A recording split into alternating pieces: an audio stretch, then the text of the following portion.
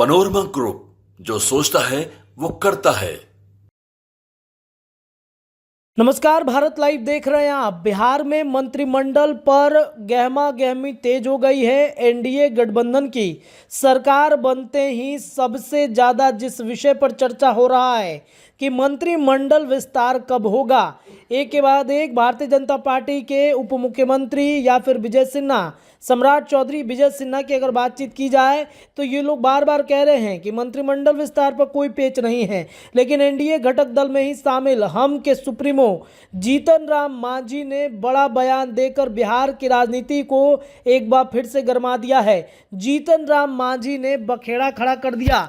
दरअसल उनके बयानों से ये स्पष्ट हो रहा है कि जीतन राम मांझी का मन फिर से महागठबंधन की तरफ डोल रहा है। एनडीए में सब कुछ ठीक ठाक नहीं है, इस बात की चर्चा जीतन राम मांझी के बयान से होने लगी है। दरअसल आपको बता दें कि नीतीश कुमार ने 28 जनवरी को बिहार में एनडीए गठबंधन के शामिल होते ही 9वीं बार बिहार के मुख्यमंत्री पद की शपथ ली। इनके साथ ही साथ 8 और मंत्रियों ने शपथ लिया है, जिसमें निर्दलीय विधायक सुमित सिंह की चर्चा खूब है। इसके साथ ही सुमित सिंह के साथ जीतन राम मांझी के बेटे संतोष सुमन ने भी जो है वो कहीं ना कहीं शपथ लिया था, जिसके बाद से अब जीतन राम मांझी चाहते हैं कि एक मंत्री नहीं, दो मंत्री चाहिए। जब सुमित सिंह जो निर्दलीय विधायक हैं उनको नीतीश कुमार मौका दे सकते हैं मंत्रिमंडल में, तो फिर हमें 2 मंत्री क्यों नहीं दे सकते हैं। जीतन राम मांझी ने स्वीकारा है कि उनको लालू प्रसाद यादव ने फ़ोन करके कहा था कि आप सीएम बन जाइए। अब देखिए, इस बयान के बाद से एनडीए में खास तौर पे भारतीय जनता पार्टी में चिंता का विषय हो गया है कि मांझी कुछ बड़ा फैसला ना ले ले। क्या 2 मंत्री बनेंगे जीतन राम मांझी की पार्टी से? आइए सुनाते हैं जीतन राम मांझी ने जो बयान दिया है, क्या कुछ कहते नजर आ रहे हैं। अभी मंत्रिमंडल का गठन नहीं हुआ है, आप एक और मंत्री पद की मांग कर रहे हैं, क्या? देखिए, मंत्रिमंडल का पूर्ण गठन नहीं हुआ है, ये कोई अनहोनी बात नहीं है। बहुत बार ऐसा हुआ है कि प्रथम मंत्रिमंडल का गठन होता है, मुख्यमंत्री 1 या 2 या 3 लोगों के साथ जो शपथ ग्रहण करते हैं, उसके 10 दिन 15 दिन के बाद अपना एक्सपेंशन होता है। एक बात जो नहीं हुई है वो हमको भी लगता है कि शायद ये पहला बार है कि मुख्यमंत्री शपथ ग्रहण कर लिए, 8 मंत्रियों का भी उन्होंने वो दिलवाया, लेकिन विभाग अभी तक शायद नहीं बटा है। तो विभाग बढ़ जाना चाहिए था और बाकी सारा विभाग मुख्यमंत्री के पास होता, फिर जब नया ओथ होता सब लोगों का, तो फिर उसी तरह से विभाग बढ़ जाता। तो ये नहीं हुआ है, लेकिन ये स्वेच्छा है हमारे मुख्यमंत्री का और भला बुरा सब वो समझते हैं, तो उनकी स्वेच्छा है, तो इस पर हम लोग कुछ कह नहीं सकते हैं।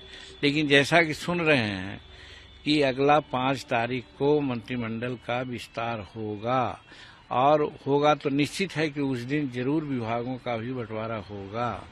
तो 28 तारीख को मौन ओथ लिया है उन्होंने, और 5 तारीख को यदि दूसरा मंत्रिमंडल का विस्तार होगा तो ये बहुत ज्यादा समय इसको नहीं कहा जा सकता है। इसलिए इस पर कोई प्रश्न उठाना मैं समझता हूँ उचित नहीं है। पेच कहाँ फंसी हुई है सर?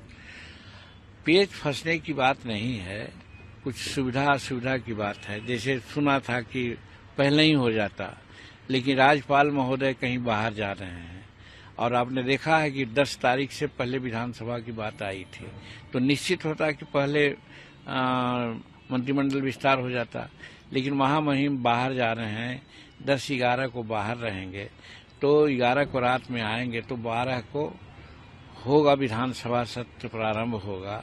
तो वैसी परिस्थिति में 11 के पहले ये मंत्रिमंडल का विस्तार स्वाभाविक है, लेकिन मुख्यमंत्री ज्यादा इसमें सचेष्ट हैं, और जैसा कि मुझे मालूम हो रहा है कि 5 तारीख को ही मंत्रिमंडल का अगला विस्तार हो जाएगा और उसी दिन विभागों का बंटवारा भी हो जाएगा। रही बात हमारी, तो हम शुरू से कह रहे हैं कि निर्दलीय 1 विधायक हैं, उनको आप 1 मंत्रालय देते रहे हैं, आज भी दिया, और हम 5 विधायक हैं, 4 एमएलए और 1 एमएलसी, तो हमको कम से कम 2 मंत्री जरूर चाहिए। तो इस लाइन पर हम बात किया है माननीय मुख्यमंत्री से भी, बात किया है नित्यानंद राय जी से भी, बात किया है अमित शाह जी से भी कि भाई हमको एक विभाग और आप दीजिए।